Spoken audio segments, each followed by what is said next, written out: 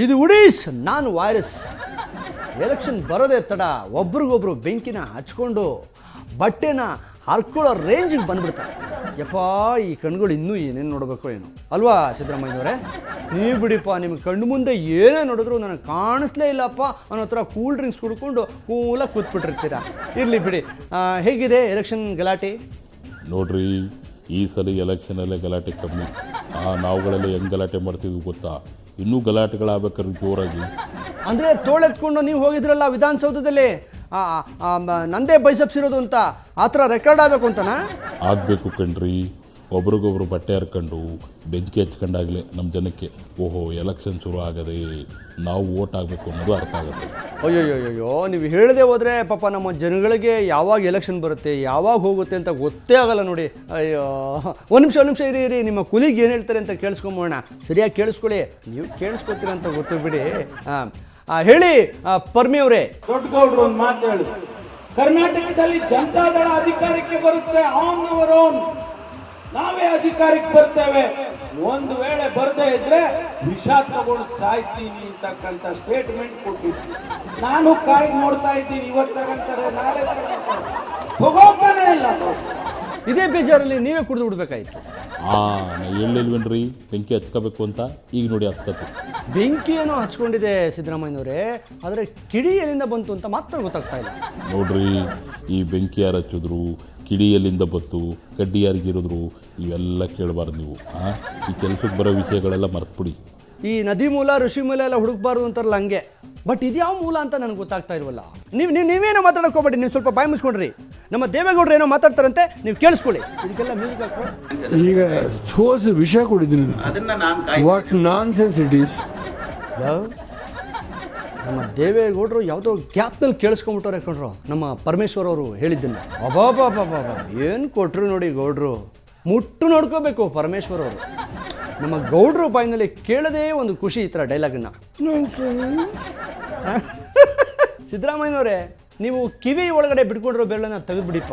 ಅವರು ಬೈದಿದ್ದು ನಿಮಗಲ್ಲ, ನಮ್ಮ ಪರಮೇಶ್ವರ್ ಅವ್ರಿಗೆ. ಓ, ಕರೆಕ್ಟ್ ಅಲ್ವೇನ್ರಿ?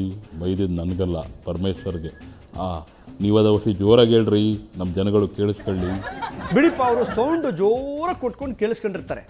ಆದರೂ ಸಿದ್ದರಾಮಯ್ಯನವರೇ, ನಮ್ಮ ಪರಮೇಶ್ವರ್ ಅವರು ಬೇರೆ ಪಕ್ಷದವರೇ, ನಿಮ್ಮ ಕೊಲಿಗಲ್ವೇ? ಅವ್ರಿಗೆ ಬೈದರು ಒಂದೇ, ನಿಮಗೆ ಬೈದರು ಒಂದೇ. ಬಾಯಿದ್ರೆ ಬೈಕೊಳ್ಳಿ ಬಿಡಿ, ಟವಲ್ ಇದೆಯಲ್ವಾ? ಯಾಕೆ ಕಾಣಿಸ್ತಾ ಇಲ್ವೇನ್ರಿ ಇಲ್ಲಿರೋದು? ಅದು ಇಂಥ ಟೈಮ್ನಲ್ಲೇ ನೋಡಿ ಕೆಲ್ಸಕ್ಕೆ ಬರೋದು, ಅದಕ್ಕೆ ನೆನಪು ಮಾಡಿದೆ. ಒಂದು ನಿಮಿಷ ಇರಿ, ಗೌಡ್ರು ಲೈನಲ್ಲಿದ್ದಾರೆ, ಅದೇನು ಅಂತ ಕೇಳ್ಕೊಂಡು ಬಂದ್ಬೋಣ. ನಮಸ್ಕಾರ ಗೌಡ್ರೆ, ಆ ಪರಮೇಶ್ವರ್ ಅವರ ಮಾತಿಗೆ ನಿಮ್ಮ ಕೌಂಟ್ರೇನು? ನಾನ್ ಸೆನ್ಸ್. ಎಷ್ಟು ಸಲ ಕೇಳ್ತೀರಿ? Golden words can not be repeated. ನಾನು ಆಗಲೇ ನಾಲಾಯಕ್ ಅಂತ ಹೇಳಿದ್ದೀನಿ. ಯಾರು ಅವರು? ಹೋಯ್ಸ್ ದಟ್ ಐಸೆ. ಈ ದೇವೇಗೌಡ ಯಾವತ್ತೂ ಹೇಳಿದ್ದನ್ನ ಇವತ್ತು ರಿವೀಲ್ ಮಾಡ್ತಾರೆ ಅಂದರೆ ಏನರ್ಥ? ರಿವೆಂಜ್. ಅವ್ರಿಗೆ ನೀವೇ ನೋಡಿ ಟಾರ್ಗೆಟ್. ಯಾರು ಅದು ನನ್ನನ್ನು ಟಾರ್ಗೆಟ್ ಮಾಡೋ? ನೋಡಿ, ಇಷ್ಟು ವರ್ಷದ ರಾಜಕೀಯ ಅನುಭವದಲ್ಲಿ ನನಗೆ ಯಾರೂ ಈ ಥರ ಮಾತಾಡೋದಿಲ್ಲ.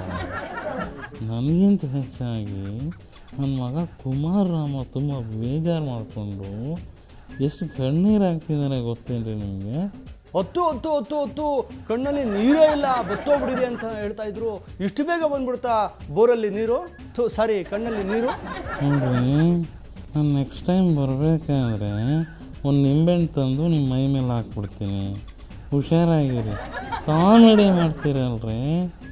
ಈ ದೇಶದ ಮುಂದಿನ ಪ್ರಧಾನಿ ಕುಮಾರ್ ರಾಮ ಕಣ್ಣೀರು ಹಾಕ್ಬೇಕಾದ್ರೆ ಈ ಕಾಂಗ್ರೆಸ್ ಅವರು ನಗ್ತಾರಲ್ರಿ. ಎಲೆಕ್ಷನ್ ಮುಗಿಲಿ ಇರಿ, ಈ ಕಾಂಗ್ರೆಸ್ನವರು ಹೇಗೆ ಹೇಳ್ತಾರೆ ಅಂತ ನೀವೇ ನೋಡ್ತೀವ್ರಂತ. ನಾನು ಟವಲ್ ಬೇಕಾದ್ರೆ ಕೊಡ್ತೀನಿ ಅವ್ರ ಕಣ್ಣೀರು ಒರೆಸ್ಕೊಳಕ್ಕೆ. ನೋಡ್ರಿ, ನಿಮ್ಮ ಮಾತು ಸಿಕ್ಕಾಬಿಟ್ಟೆ ಲೆಂತು, ನಮ್ಗೆ ಅಷ್ಟು ಡ್ಯೂರೇಷನ್ ಇಲ್ಲ, ಬೇಗ ಹೇಳ್ಬಿಡ್ಬೇಕು. ಹೇಳಿ ಸಿದ್ದರಾಮಯ್ಯನವರೇ, ನೀವೇನಾದರೂ ಇದ್ರ ಬಗ್ಗೆ ಹೇಳಕ್ಕೆ ಇಷ್ಟಪಡ್ತೀರಾ? ನೋಡ್ರಿ, ಹೇಳುವುದಕ್ಕೂ ಕೇಳುವುದಕ್ಕೂ ಇದು ಸಮಯವಲ್ಲ, ಅರ್ಥ ಆಯ್ತಾ? ಇದೆಲ್ಲನೂ ಸ್ವಲ್ಪ ಫ್ರೀಯಾಗಿದ್ದಾಗ ಈ ಜ್ಯೂಸ್ ಗೀಸ್ ಕುಡ್ಕೊಂಡು ಆರಾಮಾಗಿ ಮಾತಾಡಬೇಕು, ಗೊತ್ತಾಯ್ತಾ? ಸರಿ ಹೋಯ್ತು. ಅಜ್ಜಿಗೆ ಅರವೆ ಚಿಂತೆ ಅಂದರೆ ಮೊಮ್ಮಗಳಿಗೆ ಮಂಡಕ್ಕಿ ಮೇಲೆ ಚಿಂತೆ ಅಂತೆ. ಗೌಡ್ರೆ, ಸಿದ್ದರಾಮಯ್ಯನವ್ರಿಗೆ ಸಮಯ ಇಲ್ವಂತೆ, ನೀವೇನು ಹೇಳ್ತೀರಿ? ನೋಡಿ, ದೇವರ ಆಶೀರ್ವಾದ ಅಂತ ಕಾಣುತ್ತೆ. ಅವ್ರ ಸಮಯ ಚೆನ್ನಾಗಿದೆ. ಈಗ ನಮ್ಮ ಟಾರ್ಗೆಟು ಸಿದ್ದರಾಮಯ್ಯ ಅಲ್ಲ, ನಮ್ಮ ಹೊಸ ಟಾರ್ಗೆಟು ಪರಮೇಶ್ವರ್. ಓಹೋ, ಹಾಗಾದರೆ ನಮ್ಮ ಸಿದ್ದರಾಮಯ್ಯನವರಿಗೆ ರಜೆ ಘೋಷಿಸಲಾಗಿದೆ. ಮಿಸ್ಟರ್ ಸಿದ್ದರಾಮಯ್ಯನವರೇ, ತಾವು ಹೋಗಬಹುದು, ಟ್ಯೂಷನ್ ಬಿಡ್ತು, ಜೂಟಾಗ್ಬಿಡಿ. ಆದರೂ ಗೌಡ್ರೆ, ಇಷ್ಟು ದಿವಸ ನಮ್ಮ ಸಿದ್ದರಾಮಯ್ಯ ಅವ್ರಿಗೋಸ್ಕರ ನೀವು ಕೊಳ್ಳೇಗಾಲಕ್ಕೆ ಹೋಗಿ ಬರ್ತಾ ಇದ್ರಿ, ಈಗಲೂ ಹೋಗಬೇಕಾದ ಸಂದರ್ಭ ಬಂದ್ಬಿಟ್ಟಿದೆ. ಎಂಥ ಅದೃಷ್ಟ ನೋಡಿ ನಿಮಗೆ. ಪಾಪ ನಮ್ಮ ಪರಮೇಶ್ವರ್ ಅವ್ರದ್ದು 7:30 ಏನೂ ಮಾಡೋಕ್ಕಾಗಲ್ಲ, ಬ್ಯಾಡ್ ಟೈಮ್ ಅನ್ಬಿಡ್ಸ್ಲೇಬೇಕು. ಏನೂ ಮಾಡೋಕ್ಕಾಗಲ್ಲ, ವಿಧಿ ಲಿಖಿತ ಹಣೆಯಲ್ಲಿ ಬರ್ಬಿಟ್ಟಿದೆ. ಕೊಳ್ಳೇಗಾಲಕ್ಕೆ ನಾನು ಹೋಗಿ ಬರಲೇಬೇಕು. ಯಾಕೆಂದರೆ ಕೊಳ್ಳೇಗಾಲ ನಮ್ಮ ತವ್ರ ಮನೆ ಇದ್ದಂಗೆ. ನೀವು ಜ್ಞಾಪಿಸಿದ್ದು ಒಳ್ಳೆಯದಾಯಿತು. ಗಾಡಿ ರೆಡಿ ಮಾಡ್ಕೊಳ್ಳೋ, ಇದು ಮುಗಿದ ತಕ್ಷಣ ಹೊರಡ್ಬೇಡ. ಎಲೆಕ್ಷನ್ ಬಂದಾಗ ಕಿತ್ತಾಟ ಒದ್ದಾಟಗಳು ಇರಲೇಬೇಕು ಅನಿಸುತ್ತೆ. ಅದನ್ನು ಚಾಚು ತಪ್ಪದೆ ಪಾಲಿಸ್ತಾ ಇದ್ದಾರೆ. ಅದಕ್ಕೆ ಅಂತಲೇ ನಾವೊಂದು ಹಾಡನ್ನು ರೆಡಿ ಮಾಡಿದ್ದೀವಿ. ಹಾಳಾಗೋಗ್ಲಿ ನಾವ್ ನೆಟ್ಟಿದ್ರೆ ಸಾಕು, ಬೇನಾಮಿ ಆಸ್ತಿ ಮಾಡಿ ಜಂಬ ಕೊಚ್ಕೋಬೇಕು, ನಾವು ತುಂಬಾ ಸಾಚ ಅಂತ ಗಂಟೆ ಹೊಡಿಬೇಕು. ಏಳಾಗಿ ಮುದ್ದೆ ಕೋಳಿ ಸಾರು 90 ಎಣ್ಣೆ ಬೈಟು ದಮ್ಮು ಹೊಡೆದು ಕೂಡ ಕಿಕ್ಕೆ ಇಲ್ಲ, ಪ್ರಳಯ ಕೂಡ ಆಗ್ತಾ ಇಲ್ಲ. ಯಾರಾದ್ರೂ ಹಾಳಾಗೋಗ್ಲಿ ನಾವ್ ನೆಟ್ಗಿದ್ರೆ ಸಾಕು, ಬೇನಾಮಿ ಆಸ್ತಿ ಮಾಡಿ ಜಂಬ ಕೊಚ್ಕೋಬೇಕು.